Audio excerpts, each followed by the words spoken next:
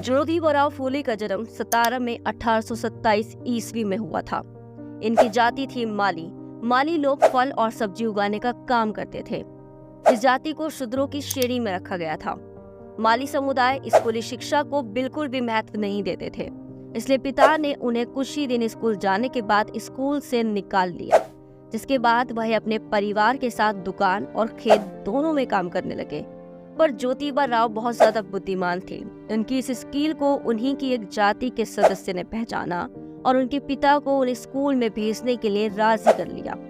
एक Christian high school में उन्होंने 1847 में इंग्लिश एजुकेशन पूरी की। ज्योतिबा जी की शादी 13 साल की उम्र में ही सावित्रीबाई फूले से कर दी गई थी।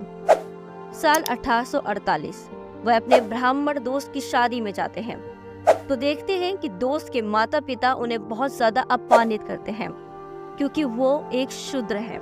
इस इंसिडेंट ने उन्हें बहुत ज्यादा प्रभावित किया और उन्हें गहरा घाव पहुंचा।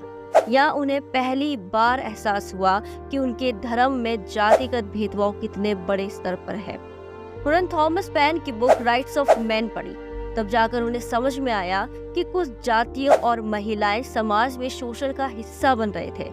सबसे पहले ज्योतिबा जी ने अपनी पत्नी सावित्रीबाई फूले को पढ़ाना और लिखना सिखाया। इसके बाद ज्योतिबा फूले और उनकी पत्नी सावित्रीबाई फूले ने मिलकर स्वदेशी देश का पहला स्कूल खोला जो केवल लड़कियों के लिए था। सावित्रीबाई फूले को पढ़ाने के बाद उन्होंने अपनी बहन सगुनाबाई क्षीरसागर को सावित्रीबाई के साथ मिलकर लिखना सिखाया। लेकिन इन सब के बाद लोगों की रूढ़िवादी सोच ने उनके परिवार को समाज से बाहर कर दिया। उस समय उनके दोस्त उस्मान शेख और उनकी बहन फातिमा शेख ने उन्हें अपने घर में पनाह दी और बाद में फूले दंपति ने अछूत जाति के बच्चों के लिए भी स्कूल शुरू किया। फूले ने देखा था कि अगर अछूतों की छाया से भी कोई मिल जाता था तो वह अपवित्र माना जाता था और वह जिस रास्ते से यात्रा करते थे उसे साफ करने के लिए अपनी पीठ पर झाड़ू बांधते थे। इसके अलावा उन्होंने देखा था कि विधवा युवा महिलाओं को अपना सर मुंडवाना पड़ता था और सब देखते हुए ही अपनी पत्नी को उन्होंने शिक्षा के लिए स्कूल में भेजा था। 1863 में पुणे में एक घटना घटती है। काशीबाई नाम की एक ब्राह्मण विधवा गर्भवती हो जाती है। गर्भपात कराने के प्रयास के बावजूद उसका गर्भपात नहीं हो पाता है। उसने अपने बच्चे को जन्म देने के बाद उसे मार डाला, पर बाद में ये सच सबके सामने आ जाता है और उसे सजा हो जाती है। लेकिन इस इंसिडेंट ने फूले के ऊपर एक गहरी छाप छोड़ी, उन्हें अंदर से दुखी किया, जिसके बाद उन्होंने अपनी मित्र सदाशिव वल्लभ गोवाड़ो और सावित्रीबाई के साथ मिलकर शिशु हत्या रोकथाम केंद्र की शुरुआत की। उन्होंने पर्चे छपवाए, विधवा यहाँ और अपने बच्चे को सुरक्षित और गुप्त रूप से जन्म दे सकती हैं। ये आपके विवेक पर निर्भर करता है, बच्चे को केंद्र में रखना चाहे या अपने साथ ले जाना चाहे। या अनाथालय बच्चों की देखभाल करेगा। फूले का मानना था कि भारत के आर्य, जिन्हें भारतवासी श्रेष्ठ समझते थे, रियलिटी में स्वदेशी लोगों के दमनकारी थे और बाहर से आए थे।